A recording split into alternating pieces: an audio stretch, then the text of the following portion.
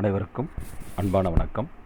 மாணவ செல்வங்களே, நாம் இயல் 3இன் விரிவானம்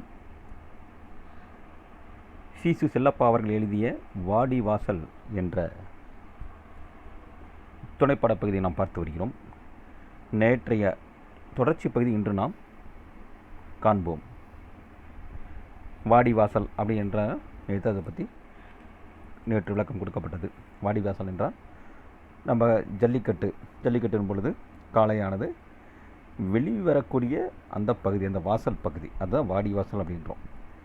அப்புறம் உள்வாடி அப்படின்னா காளையானது உள்ளே வந்து கொண்டு வந்து நிறுத்தக்கூடிய ஒரு இடம். திட்டி வாசல் அப்படின்னு சொல்லி பார்த்தோம்னா அந்த காளையானது அந்த உள்வாடியில் கொஞ்சம் வாடி வாசலுக்கு முன்னாடி கொண்டு கொஞ்சம் அங்கே வந்து நிறுத்தக்கூடிய ஒரு இடம். அந்த இடத்துல தான் என்ன பண்ண போகிறாங்க, அந்த இடத்துல திட்டி வாசலில் இருந்தால் தான் உள்ளே அனுப்பிச்சிட போகிறாங்க.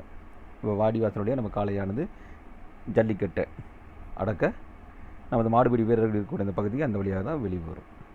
சரி, அதை பற்றி நேற்று நம் பதிவில் பார்த்தோம். நேற்றைய பதிவில் நாம் பார்ப்போம். அந்த காளையினுடைய தமிழ் நல்லா ஒவ்வொருத்தரும் சொல்கிறதெல்லாம் கேட்டுகிட்டே வராங்க. கிழக்கத்தியான காரியை போய் பிடிக்க போகிறான், பயம் சேர்த்தான் அப்படின்னு சொல்லிட்டு செல்லாய் வடிவிலே அவனுக்கு முடிவு போட்டிருக்கு. குருத்து பையன் அநியாயமாக பட்டு உருமாக ஆசைப்பட்டு 2 பவுன் தங்கம் கண்ணை உறுத்துதில்லை அப்படின்ட்டு ஆளுக்கு ஒரு பக்கம் இந்த கூட்டத்தில் இருக்கிறவங்கள பேசிட்டு வராங்க. அதையெல்லாம் இவர் என்ன பண்ணி கேட்டுக்கிட்டே வராரு.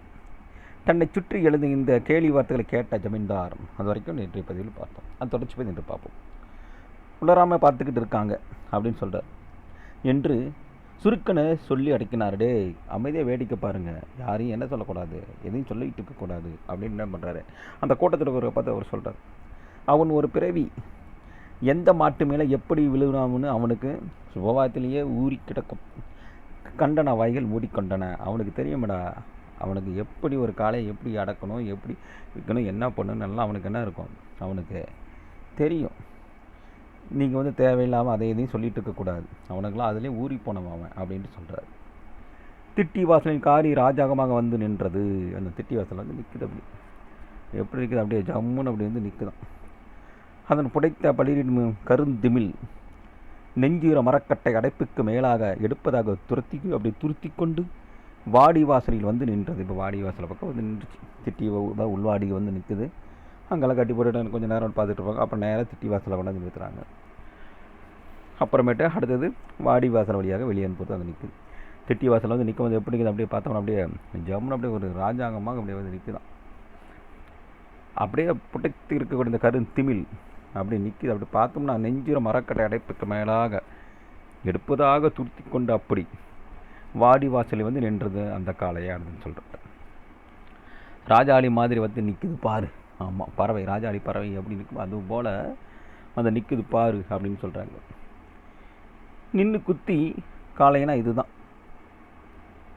இதையே கிழக்கத்தையன் பிடிக்க போகிறான், ஐயோ பார்க்கறதுக்கு அப்படி இருக்குது, இதையே போய் எப்படி கிழக்கத்தையன் பிடிக்க போகிறான்னு தெரியலையே அப்படின்னு சொல்வது போல் பேசிக்கிறான். நின்ற காரி வாடி வாசலில் தன் மீது கை போடும்படி சவால் விட்ட மாதிரி இருந்தது. அதன் மூச்சு தரையில் பட்ட இடங்களில் மண் சிதறி பறந்தது.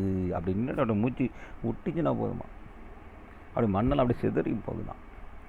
ஒரு தரம் செருக்கடித்தது. அப்படியே மண்ணை அப்படியே பார்க்க செருக்கடிக்குது. மறுபடியும் தரையை முகர்ந்து கொண்டு இருந்தது. மறுபடியும் தரையை அப்படியே நான் ஒரு முறை முகர்ந்து கொண்டு பார்க்குதான் இந்த காளை.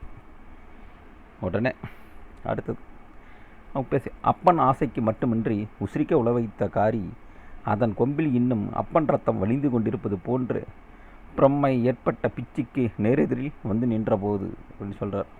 அந்த கிழக்கத்திய வாலிபரான பிச்சி அதன் கொம்புக்கு நேராகவும் மருதன் அதன் வால் பக்கமாகவும் அசையாமல் நின்றார்கள். அது சொல்கிறார், ஐயோ எப்படி இந்த காலை இப்படி நம்ம என்ன பண்ணோம் அப்படியே இவங்களுக்குள்ள பேசிக்கிறேன். அப்பன் ஆசைக்கு மட்டுமின்றி உசிரிக்க உழவைத்த காரி, இந்த காரியை எப்படி பிடிக்க போகிறாங்களே தெரியலையே அப்படின்னு சொல்லிவிட்டு, அது மட்டும் இல்லை அதன் கொம்பில் இன்னும் கூட அந்த அப்பன் ரத்தம் வலிந்து கொண்டிருப்பது போல் இருக்குதுங்கிறார். ஏன்னா இவங்க அப்படியே வழியாக வகையை வந்து ஒவ்வொருத்தரும் குத்தி யார் தன்னார் பக்கத்தில் வந்தாலும் குத்தி இப்படி தூக்கி போட்டுச்சு அப்படின்ற மாதிரி இவங்க சொல்கிறாங்க. பிச்சுக்கு நேரெதிரில் வந்து நின்றது. அப்படி பிச்சுக்கு அவருக்கு நேராக நிற்குது. அதன் கொம்புக்கு நேராகவும் அப்படி நிற்கிறார். மருதன் என்ன பண்ணுறனா, மருதன் ஒருத்தர் வர்றாரு, இல்லை அதன் வால் பக்கமாகவும் அசையாமல் நின்றார்கள். பிச்சியின் முகத்தையே சமிச்சைகளுக்கு எதிர்பார்த்து கொண்டிருந்தான் மருதன்.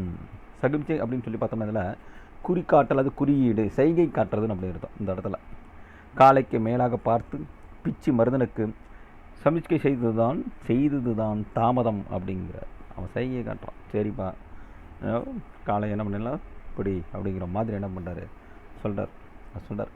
முகத்தை அப்படி என்ன பண்ணுறாரு, பிச்சியின் முகத்தையே சமிச்சைகளை எதிர்பார்த்து கொண்டிருந்தான் மருதன். நமக்கு எப்போ சிக்னல் கொடுக்கலாம் போகிற காலைக்கு மேலாக பார்த்து பிச்சி மருதனுக்கு சமிச்சை செய்தது தான் தாமதம். காலை இப்போ வரப்பொழுது நீ என்ன பண்ண, சரியாக ரெடியாக பார்த்துக்கோ, கவனமாயிரு அப்படிங்கிற மாதிரி. உடனே டுர்ரி அப்படின்னு ஒரு சவுண்ட், மருதன் குரல் அப்படியே ஒரு வாடி வாசல் முணுமுணுப்பை கிழித்து கொண்டு எழுந்தது. அங்கே இருக்கிறது எல்லா இடத்துலையுமே கூவிக்கொண்டே முன் வந்த காலையின் வாளை ஜாடையாக தொட்டிவிட்ட வட்ட விளிம்போரமாக பிளறித்தான். அப்படியே மருதன் கைப்படவும் காலை அவன் மீது பாய சடக்கென திரும்பியது. அது பிச்சையை விட்டுவிட்டு ஒரு சிறு கோண அளவுக்கு திரும்பி இருக்கும். விட்ட உடனே என்ன பண்ண, மருதன் குரல் அப்படி கேட்குது, வருதுடா காடி வருதுன்னு கத்தணும். அது அங்கே இருக்கிற அந்த வாடிவாசலையே அப்படி என்ன பண்ண எல்லாமே அந்த அளவுக்கு சத்தமாக பேசியிருக்கிறார். அந்த வாடிவாசல் முணும்பிடிப்பை கிழித்து கொண்டு எழுந்ததும் கூவிக்கொண்டே முன் வந்த காலை அந்த வாளை நம்ம ஜாடையாக தொட்டு விட்ட வட்ட விளிமுறாக பிள்ளரித்தான். அப்படி அதை பார்த்து வாழை தொட்டுட்டான். உடனே மருதன் கைப்படவும் காலை என்ன பண்ணுது அப்படியே பார்க்குதா, யாராதையும் மழை கை வச்ச மாதிரி அவன் மீது பாய சடக்கன திரும்பியது. சடக்கன அந்த காளையான அப்படி திரும்பியது. அது பிச்சையை விட்டு ஒரு சிறு கோண அளவு அப்படியே நம்ம அப்படியே கொஞ்சம் அப்படியே திரும்பி பார்த்துருக்கோம். ஒரு சின்ன இதில் ஒரு 30 டிகிரி அடியில் அப்படியே சிறு கோண அடியில் அப்படியே திரும்பி அப்படியே பார்க்குது. ஓஹோ நீதானா அப்படிங்கிற மாதிரி. சில்வண்டு மாதிரி அடக்கத்தில் இருந்து பாய்ந்து அதன் திமிழில் இடது கையை போட்டு நெஞ்சோடு நெருக்கி அணைத்து கழுத்தோடு தன் உடலை ஒட்டிக்கொண்டு அதன் வலக்கொம்பில் கை போட்டான் பிச்சி. இவன் உடலை ஒரே ஜம்ப் பண்ணி என்ன பண்ண, அப்படியே சில்வண்டு மாதிரி அப்படியே அந்த அடக்கத்துலேருந்து அப்படியே பாய்ந்து என்ன பண்ணான் பிச்சி அதன் திமிழ் இருக்குது இல்லையா, எனக்கு திமிழை பிடிச்சி அதை விட்டதை கை போட்டு ரெண்டு என்ன பண்ண, அப்படியே ஏற்கனவே என்ன பண்ணியிருக்கான் அவன் பிச்சையை நிலத்தோட மண்ணெல்லாம் போட்டு கையை என்ன வளப்பாக இருக்கிறதுலாம் நல்லா கொஞ்சம் அந்த என்னதான் சொரப்பாக்கிடலாம். ஏன்னா அந்த பிடிப்பு கிடையாது, பிடிமானம் கிடைக்கும். இந்த நம்ம கிரிப்பு வேணும்னு சொல்லுவோம், கிரிப் கிடைக்கும்னு சொல்லுவோம், அது மேலே போட்டுக்கிட்டான். நெஞ்சோடு நெருங்கி அணைத்து கழுத்தோடு தன் உடலை ஒட்டிக்கொண்டு அதன் வலக்கொம்பில் கை போட்டான் பிச்சு. வலது கை போட்டான் பிச்சு. இந்த வலது கொம்பில் என்ன அப்படியே கை போடுறான், அப்படியே போட்டான் பிச்சு.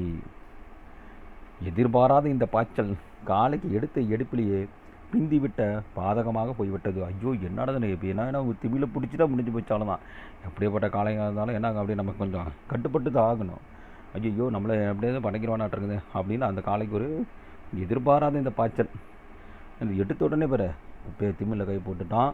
அப்புறம் ஐயோ என்னடா அப்படிங்கிற மாதிரி அந்த காலைக்கு ஒரு கொஞ்சம் பயம் வரும் இல்லையா, அதுபோல் எதிர்பாராத இந்த பாய்ச்சல் காலைக்கு எடுத்த எடுப்பில் பிந்திவிட்ட பாதகமாக போய்விட்டது. அப்படியே போயிடுச்சு அப்படின்னு சொல்லணும்.